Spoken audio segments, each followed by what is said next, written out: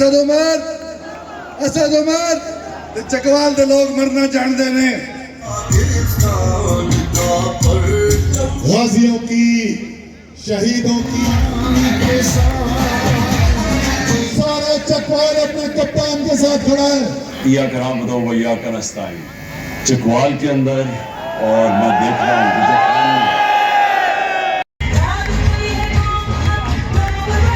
بس اب سے چند لمحے بعد پروگرام کا آغاز ہوگا. یہ کچھ ہمارے مہمان سٹیج کے اوپر تشریف لا رہے ہیں. چند لمحے کے بعد انشاءاللہ باقاعدہ آغاز ہو جائے گا. تحریک انصاف کے ووٹر سپورٹرز ورکرز میرے سامنے ہیں. ان کے جذبے بتا رہے ہیں چکوال والوں تیار ہو. کال خان کی کال پر اسلام آباد جانے کے لیے ہاتھ کھڑی کر کے بتا دو اپنی قائد کو آپ تیار ہو. میں دعوتی خطاب دیتا ہوں جناب چودھری علی ناصر خان بھٹی. ہم چکوال کی دھرتی پہ پاکستان تحریک انصاف کے جنرل سیکرٹری اسد عمر صاحب کو خوش آمدید کہتے ہیں. ہماری بہت بڑی ذمہ داری بنتی ہے جب چکوال سے کال ہمارے لیڈر دیں گے اسلام آباد کی تو ہماری ذمہ داری ہے کہ ہم سب سے زیادہ چکوال سے شرکت کریں. کیا آپ ہمارے ساتھ اسلام آباد جانے کے لیے تیار ہیں؟ ہمارے لیڈر کے حکم پر اس نے اپنی ڈیوٹی چکوال میں انجام دی. راجہ یاسر ہمایوں سرفراز.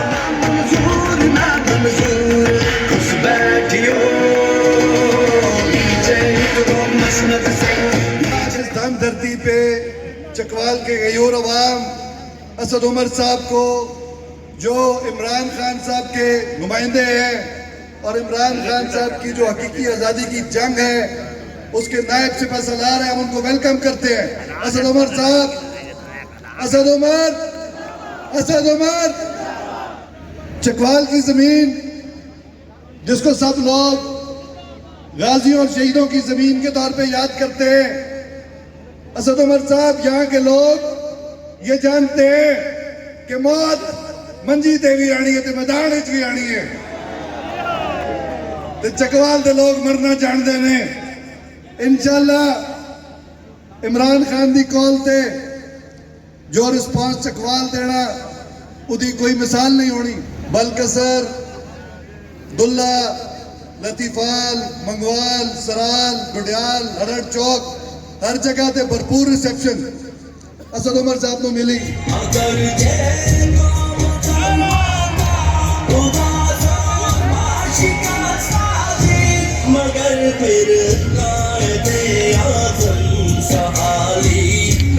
الرحمن الرحیم.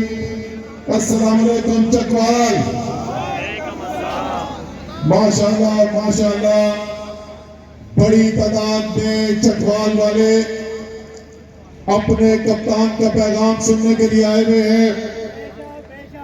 جیسی یہ دھرتی ہے غازیوں کی شہیدوں کی مجاہدوں کی ایسا ہی اس دھرتی نے اپنے لیے ایک لیڈر کا انتخاب کیا ہے. جیدار ہے دلیر ہے نڈر ہے بے خوف ہے عمران خان ہے. Absolutely not. ایک جنگ لڑی تھی قائد نے جب سے پاکستان بنا ہے جب بھی دشمن نے پاکستان کی طرف دیکھا جب بھی پاکستان کی آزادی کے اوپر حملہ ہوا چکوال کے سپوتوں نے پاکستان کی سرحد کا دفاع کیا. اپنی گردن کو کٹوا لی لیکن دشمن کے سامنے جھکائی نہیں. اس عظیم دھرتی میں آج میں یہاں پہ کھڑا ہوں میرے لیے بھی یہ فخر کی بات ہے. مائیں نظر آ رہی ہیں بیٹیاں نظر آ رہی ہیں بہنیں نظر آ رہی ہیں. سارا چکوال اپنے کپتان کے ساتھ کھڑا ہے. لیکن چکوال والوں مجھے یہ بتاؤ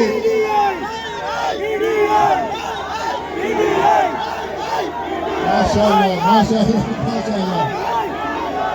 चकवाल वाले मुझे ये बताओ कि जिस धरती से इतने बहादुर जवान पैदा होते हो, जिस धरती से, जिस मुल्क के हर कोने से पाकिस्तानी अपने मुल्क के लिए जान देने को तैयार हो, उस मुल्क में ये कितने अफसोस की बात है कि ऐसे हुक्मरान मुसल्लत किए गए जो बैरूनी आकाओं के सामने अपना सर झुकाकर जिंदगी गुजारते हैं, जो हमें ये सबक देते हैं कि पाकिस्तान एक कमजोर मुल्क है, पाकिस्तान जो है एक गरीब मुल्क है, दुनिया में बड़ी बड़ी ताकतें हैं, हम उनसे मुकाबला नहीं कर सकते, इसलिए जो बैरूनी आका हुक्म देते हैं उसको हमें मान लेना चाहिए,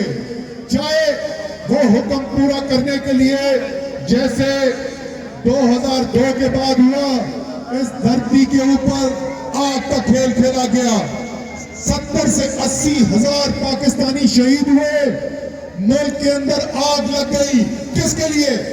क्या पाकिस्तान की कोई जंग थी? कोई पाकिस्तान के ऊपर हमला हुआ था? नहीं, हम अपने बैरूनी आकाओं को खुश करने के लिए एक गैर की जंग के अंदर चले गए और अपने हजारों लोगों को शहीद करवा दिया। इसीलिए कप्तान कहता है कि जो भी फैसला करना है वो फैसला करना है ये देखकर कि मेरी कौम के लिए क्या बेहतर है। इसलिए जब कप्तान से सवाल पूछा गया कि ये बताएं कि अगर अमेरिका को अफगानिस्तान पर हमला करने के लिए पाकिस्तान की सरजमीन की जरूरत पड़ी, तो कप्तान ने जवाब दिया एब्सोल्युटली। एक ये निडर लीडर और दूसरा वो भगोड़ा, पहले जाली, अभी आता हूं यूथ विंग में दिखाता हूं, पहले जाली डॉक्टरों की रिपोर्टें लेकर कौम के सामने मिस्कीन सी शक्ल बना के बैठ गया, ओ जी मेरी प्लेटें गिर गई हैं, मैं बहुत बीमार हूं। एक मुजरिम, सजा याफ्ता मुजरिम, उसको पाकिस्तान की अदालतों ने जाने दिया बाहर बैठा हुआ है 2.5 साल से भगोड़ा। पिछले 7 महीने से उसके भाई की हुकूमत है।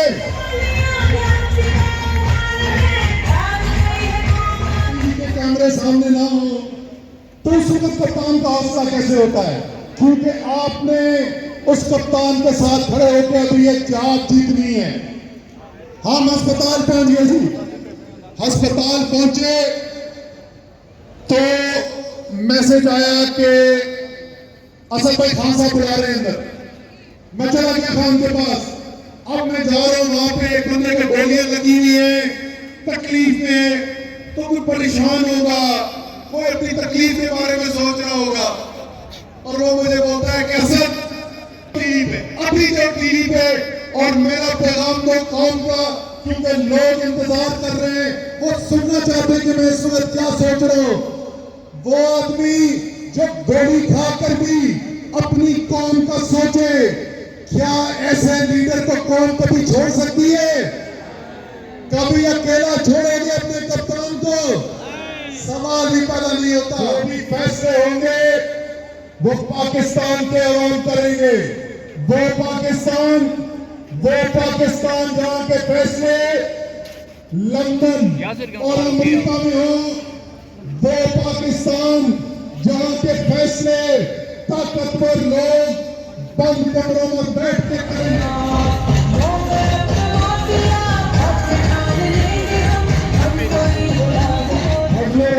आपको चकवाल वाले याद कर रहे हैं। अच्छा ये बताओ चकवाल वाले, फैसलाबाद वालों को एक पता बड़ा पसंद है, पता नहीं चकवाल वालों ने उसका नाम सुना है कि नहीं सुना? हाँ, वो बड़ी मारता है, पहले मूछें बड़ी बड़ी होती थी, अब छोटी हो गई हैं। तुमने सुना है इसका नाम? दावे पे नहीं, राणा समाजवाद चकवाल वाले नहीं करते। बड़ी मार पड़ेगी तुम्हें।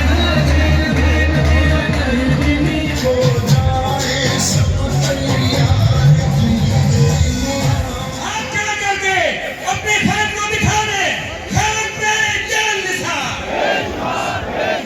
खैर तेरे क्या निशान।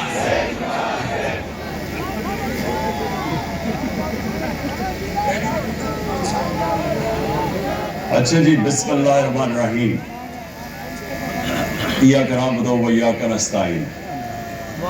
मैं सबसे पहले तो चकवाल के अंदर, और मैं देख रहा हूँ कि जिस तादाद में माशाल्लाह मेरी अवाम निकली हुई है, तो मैं तो अवाम का भी पहले शुक्रिया। असल में इंसान आजाद इंसाफ करता है। इंसाफ यानी कानून, जिस मुल्क में कानून की हुक्मरानी होती है वो लोगों को आजाद कर देता है। इंसाफ देके, क्योंकि इंसाफ जब मिलते हैं तो लोगों के हकूक मिल जाते हैं।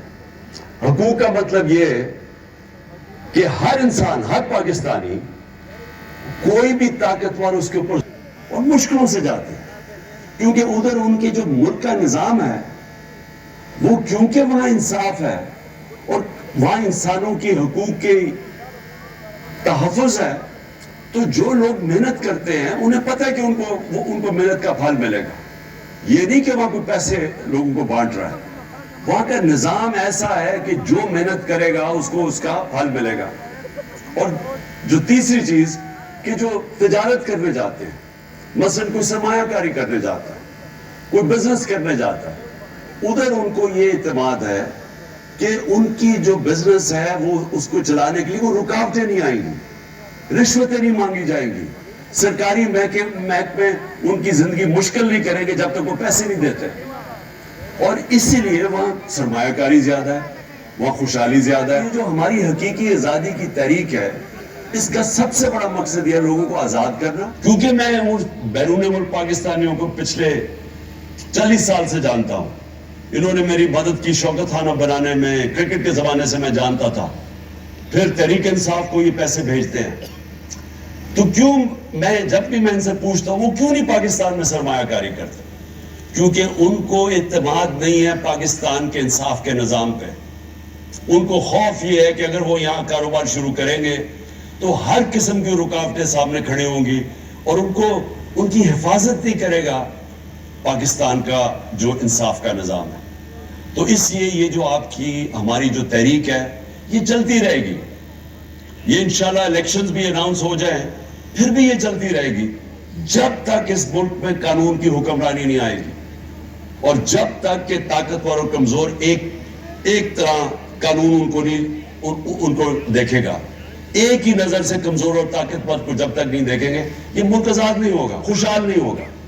आजम स्वाति, मुल्क का सेनेटर, सिर्फ उसे तनकीद कर दी एक ट्वीट में हुक्म करता है कि जुल्म और नाइंसाफी के सामने खड़ा होना जिहाद है। अल्लाह ने उसको एक इबादत का दर्जा दे दिया है कि जब आप राय हक के लिए और इंसाफ के लिए खड़े होते हैं तो ये इबादत में शामिल हो जाता है, और इसमें अगर इंसान अपनी जान खोता है तो वो शहीद कराया जाता है।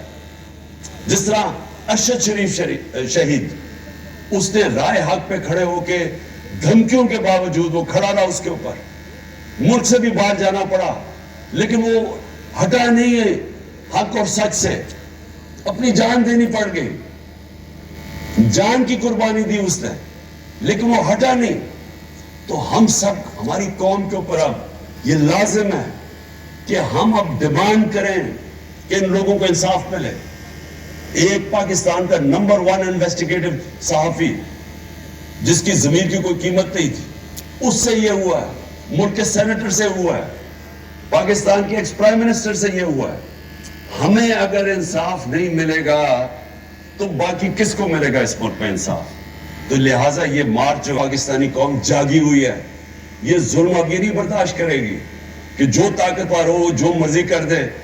وہ چوری کرے, ڈاکے مارے, پیسہ ملک سے باہر لے جائے, لندن کے بڑے بڑے محلوں میں وہ رہے, اس چوری کے پیسے میں جواب بھی نہ دے کہ پیسہ کدھر سے آیا, ٹبر سارا باہر بیٹھ جائے اور وہاں بیٹھ کے پاکستان کے فیصلے کرے اور اپنے کیسز بھی معاف کروا لے. بیچارے جیلوں کے اندر چھوٹے بیچارے لوگ بھرے ہوئے ہیں, غریب لوگ بھرے ہوئے ہیں جیلوں میں. اور میں نے جو چند دن جیلوں میں گزارے, غریب لوگ تھے سارے وہاں, مجھے کوئی طاقتور ڈاکو وہ جیل میں نہیں نظر آیا, سب غریب لوگ تھے. اور وہ لوگ چوری کرے تو جیل میں. ایک جو میرا کمرہ صاف کرتا تھا, ایک قیدی, تو میں ان سے پوچھا, میں نے کہا تم نے کیا جرم کیا؟ 6 مہینے جیل میں گزارنے چاہیے تھے, کیونکہ وہ غریب آدمی ہے. وہ 6 سال جیل میں تھا کیونکہ پوچھنے والا کوئی نہیں, عام آدمی. اپنی ذات کے لیے اس ملک کو یہ دور پہ لگا رہا ہے. اور اس کو پھر سے میں کہتا ہوں کہ جو آدمی کا جینا مرنا پاکستان میں نہیں, جس کا سارا بچے باہر برطانیہ پاسپورٹ لے کے بیٹھے ہوئے ہیں, وہ بیٹا 10 ارب کے گھر میں رہتا ہے 4 محلوں کے اندر جو مریم کے نام پہ ہیں, وہ بتا نہیں سکتے پیسہ کدھر سے آیا. تو وہ لوگ, اب مجھے بتائیں وہ آدمی پاکستان کا فیصلہ کر سکتا ہے؟ کیا اس کو یہ رائٹ ہونا چاہیے کہ الیکشن کب کروائے جائیں؟ کیا اس کو یہ حق ملنا چاہیے کہ آرمی چیف کو کس کو بننا چاہیے؟ اور جو 1800 ارب روپے کا شہباز شریف نے پیکیج دیا ہے, ذرا کسانوں سے پوچھیں کہ وہ سوائے اشتہاروں کے اندر, کیونکہ شہباز شریف کی جو ڈیولپمنٹ ہے وہ صرف اشتہاروں میں ہوتی ہے, ان سے پوچھیں کہ یہ 1800 ارب روپیہ کدھر گیا. آخر میں آپ کو صرف یہ بات کہنا چاہتا ہوں کہ میں اپنا پرسوں انشاءاللہ میں یہ کل اناؤنس کروں گا میں اپنی لانگ مارچ کس دن پہنچے گی اسلام آباد. میں وہ کل دن اناؤنس کروں گا. میں نے اپنے ڈاکٹر سے بھی کل میری ملاقات ہے, وہ بھی میری ٹانگ دیکھ لیں گے, اس کے مطابق میں انشاءاللہ کوئی اگلے ہفتے کا دن دوں گا آپ کو. میں پھر ساروں کو کہنا چاہتا ہوں کہ ہماری جو حقیقی آزادی کی جو جہاد ہے, میں ساری قوم کو کہنا چاہتا ہوں کہ اس میں شرکت کریں.